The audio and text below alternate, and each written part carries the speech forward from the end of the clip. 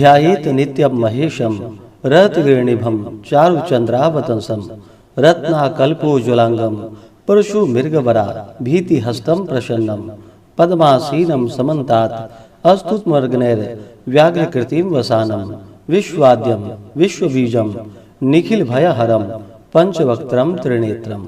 ओम नमः शिवाय। जय श्री राधे कृष्ण।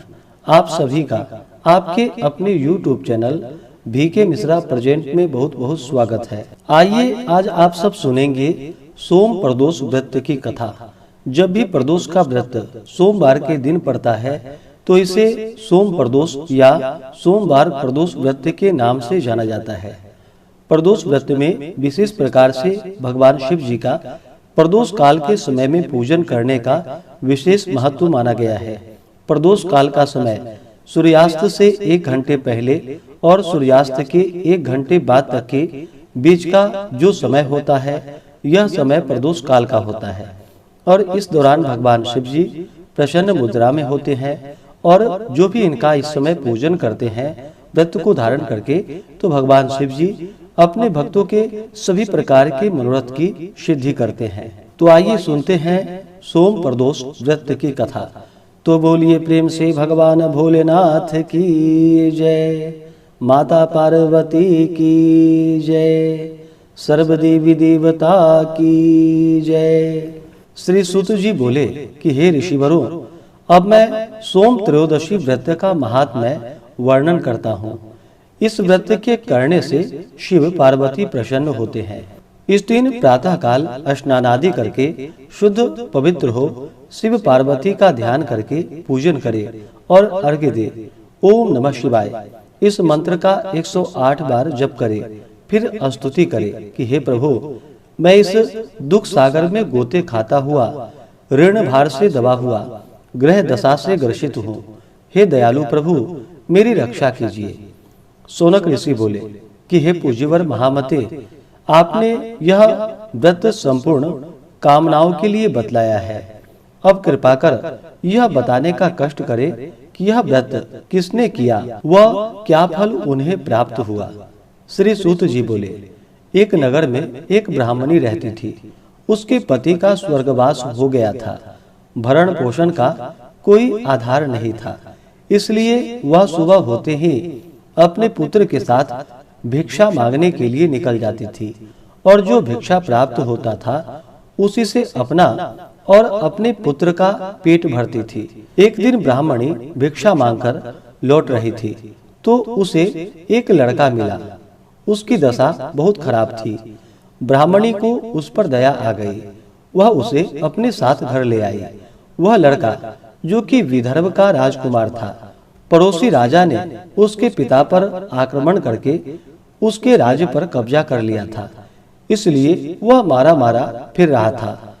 ब्राह्मणी के आश्रम में वह ब्राह्मण कुमार की तरह पलने लगा। एक दिन ब्राह्मण कुमार और राजकुमार दोनों खेल रहे थे और उन्हें वहां गंधर्व कन्याओं ने देख लिया। वे राजकुमार पर मोहित हो गई। ब्राह्मण कुमार तो घर लौट आया, लेकिन राजकुमार अंशुमती नामक गंधर्व कन्या से बात करता रह गया। दूसरे दिन अंशुमती अपने माता पिता को राजकुमार से मिलाने के लिए ले आई। उसको राजकुमार पसंद आया। कुछ ही दिनों के बाद अंशुमती के माता पिता को भगवान शंकर ने स्वप्न में आदेश दिया कि वे अपनी कन्या का विवाह राजकुमार से कर दे।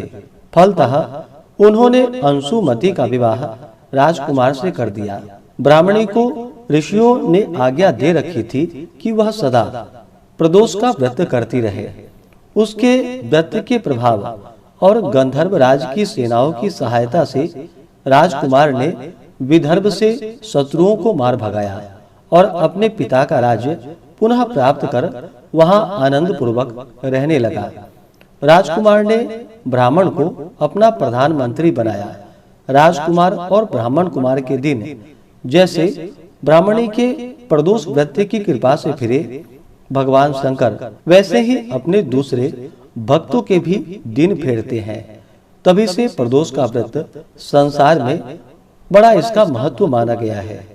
तो बोलिए प्रेम से भगवान भोलेनाथ की जय, माता पार्वती की जय, सर्वदेवी देवता की जय। जो भी भक्तजन प्रदोष का व्रत धारण करते हैं उन्हें चाहिए कि त्रयोदशी तिथि के दिन सुबह उठ करके नित्य क्रियाओं से निवृत्त हो करके इस दिन गंगा नदी में या घर के नहाने के पानी में थोड़ा सा गंगा जल मिला करके स्नान करना चाहिए। शुद्ध वस्त्र धारण करके इस दिन भगवान सूर्य देव को सबसे पहले अर्घ्य प्रदान करना चाहिए और भगवान शिव जी से अपने व्रत की पूर्णता के लिए प्रार्थना करनी चाहिए कि हे भगवान भोलेनाथ, आज मैं प्रदोष का व्रत धारण करने जा रहा हूँ या करने जा रही हूँ। इस प्रकार से भगवान से प्रार्थना करें। आपके मन में जो भी इच्छा हो, जो भी कामना हो, वह भगवान शिव जी से कहें। और इस दिन भगवान का जो कि सुबह के समय और विशेष प्रकार से प्रदोष काल के समय में, प्रदोष काल का समय जो कि सूर्यास्त से 1 घंटे पहले और 1 घंटे बाद तक के बीच का समय प्रदोष काल का होता है। तो इस दौरान भगवान शिव जी का पूरे विधि विधान के साथ पूजन करना चाहिए। प्रदोष व्रत का कथा श्रवण करनी चाहिए। भगवान शिव जी के स्तोत्र, चालीसा आदि का पाठ या श्रवण करना चाहिए। भगवान की आरती करनी चाहिए। इससे भगवान शिव जी अपने भक्तों पर अति प्रसन्न होते हैं। प्रदोष व्रत में जो कि दिन और रात्रि उपवास रह करके इस व्रत को धारण करना चाहिए। जो उपवास नहीं रह पाते हैं या जिनका स्वास्थ्य सही ना हो तो आप एक समय फलाहार ग्रहण करके व्रत को धारण कर सकते हैं। इस व्रत का पारण जो कि अगले दिन जाकर के सूर्योदय होने के बाद व्रत का पारण करना चाहिए।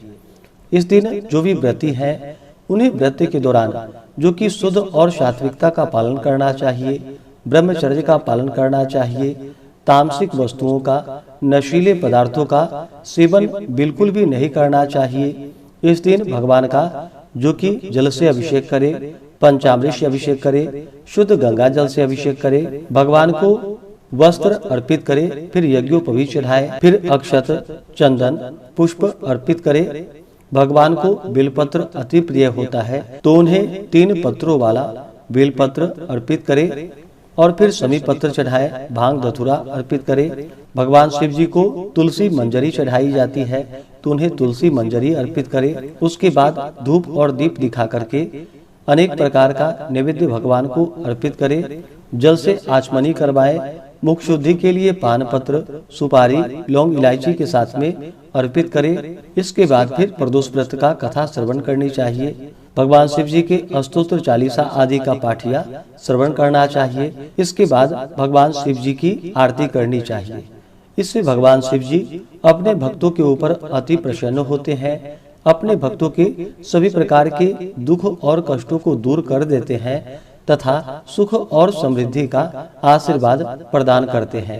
तो आशा करता हूँ कि यह जानकारी आपको अच्छा लगा हो।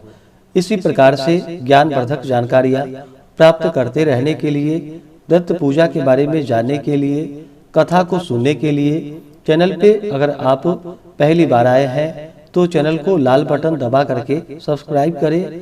साथ में बेल आइकन घंटी को दबाएं ताकि आने वाली वीडियो का नोटिफिकेशन आपको समय से मिलता रहे।